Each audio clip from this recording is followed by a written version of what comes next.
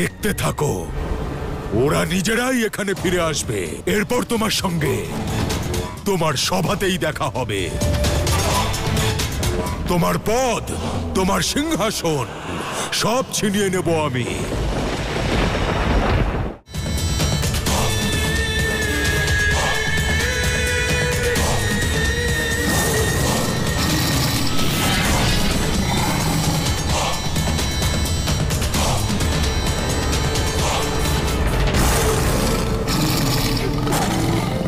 এবার দেখতে থাকো ইন্দ্র, যে কিভাবে এই অসুর ৮৪ লাখ জনিকে এখানে আসতে বাধ্য করে, আর কিভাবে এই শিবের সংসার আর তোমার স্বর্গে আধিপত্য বিস্তার করি।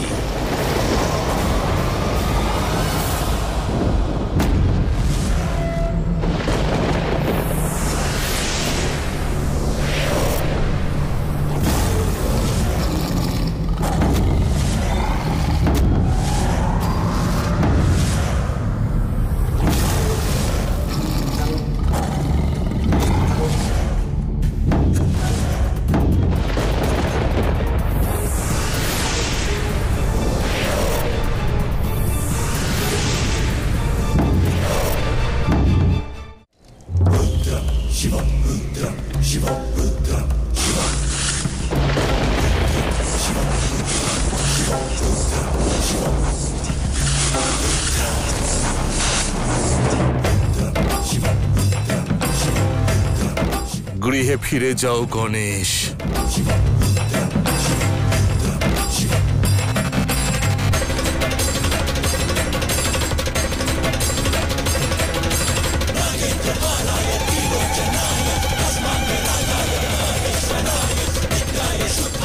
পিতা, দাঁড়াও পিতা।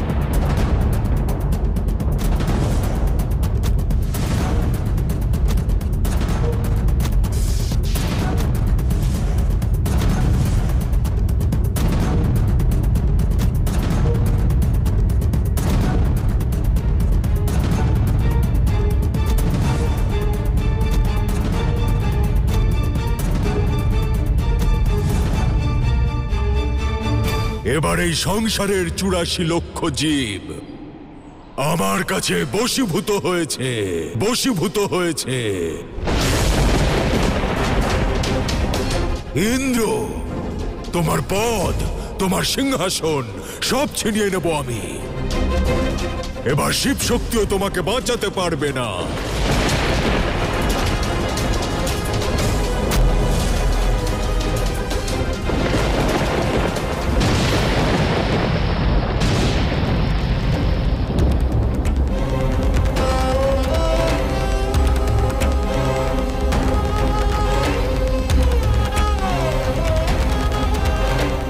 নারায়ণ, সংসারের দুর্গতি আপনিই আটকাতে পারেন।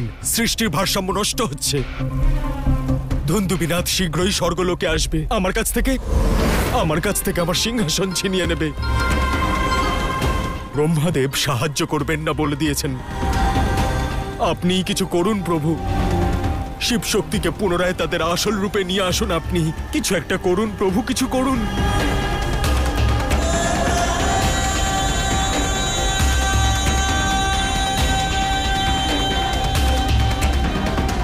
রুদ্র আর মহাকালীকে পুনরায় তাদের মূল স্বরূপে ফিরে আসতে হবে, পুনরায় তাদের শিব শক্তি হতে হবে। আর তার কারণ আপনার সিংহাসন নয় দেবরাজ, তার কারণ হল সৃষ্টির অস্তিত্ব। নইলে দুন্দুভি নাদের ফলে ঘোর সমস্যা তাদের মাথা তুলে দাঁড়াবে।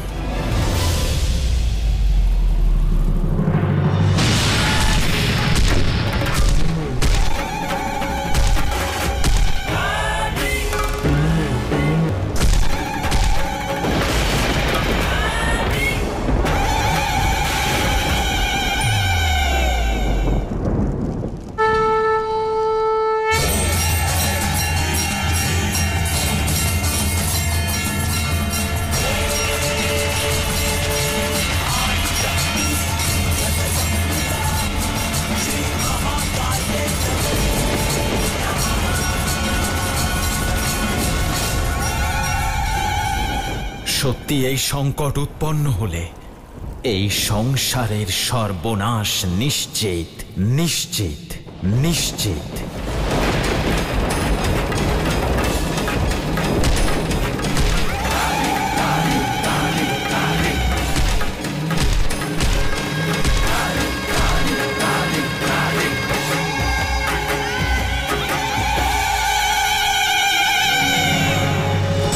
নারায়ণ, নারায়ণ, নারায়ণ, মনে হচ্ছে চারিদিকে সংকট ছেয়ে গেছে। ধুন্দুবিনাথ ৮৪ লক্ষ যোনি বলির জন্য অগ্রসর হচ্ছে, যাতে স্বর্গলোকে আধিপত্য বিস্তার করতে পারে। আর শিব শক্তি এই বিষয়ে অজ্ঞাত, নিজেদের দ্বন্দ্বেই জড়িত রয়েছেন।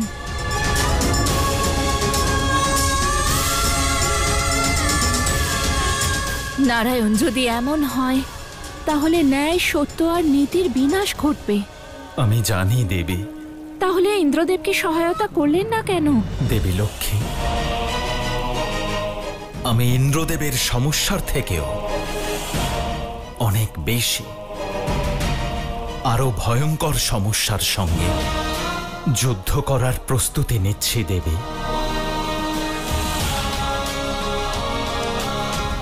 এর থেকে বড় অনর্থ আর কি হতে পারে নারায়ণ?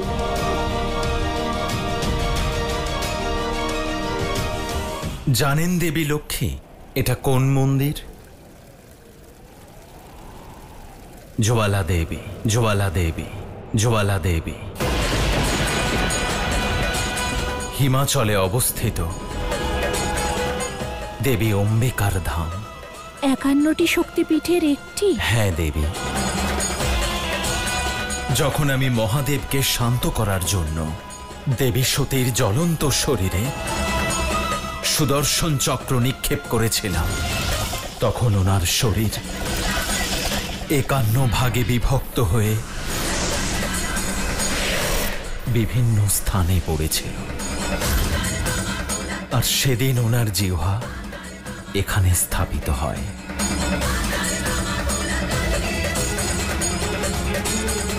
হ্যাঁ, আমি জানি নারায়ণ।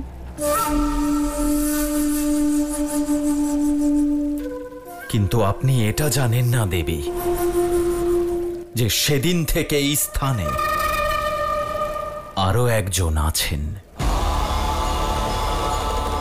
তিনি, যার জীবনের কেবল একটাই উদ্দেশ্য, এমন কোনো বস্তু কিংবা ব্যক্তি কিংবা শত্রুর ওপর আক্রমণ করা যে এই মহাপীঠে সংকট উৎপন্ন করতে পারে। যদি জ্বালা দেবীর অস্তিত্ব সংকটাপন্ন হয়, তাহলে তিনি সংসারেরও সর্বনাশ করতে পারেন।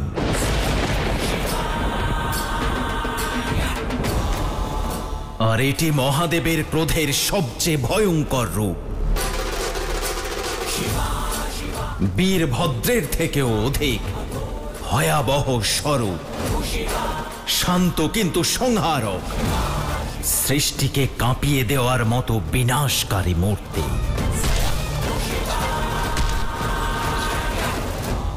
মহাদেবের সবচেয়ে ভয়ঙ্কর স্বরূপ উন্মুক্ত ভৈরব, উন্মুক্ত ভৈরব, উন্মুক্ত ভৈরব।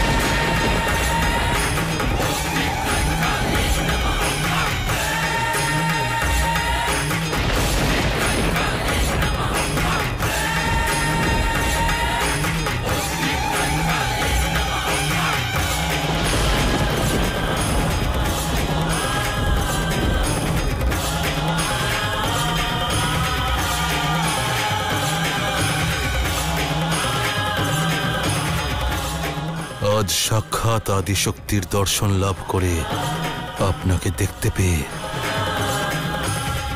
আমি ধন্য হলাম।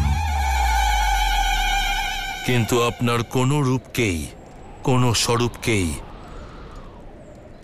আমি এই মন্দিরের ক্ষতি করতে দেব না।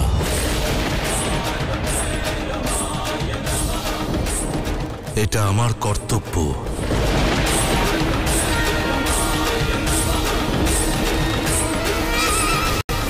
কাল আর কালই কারোর মধ্যে প্রভেদ করে না।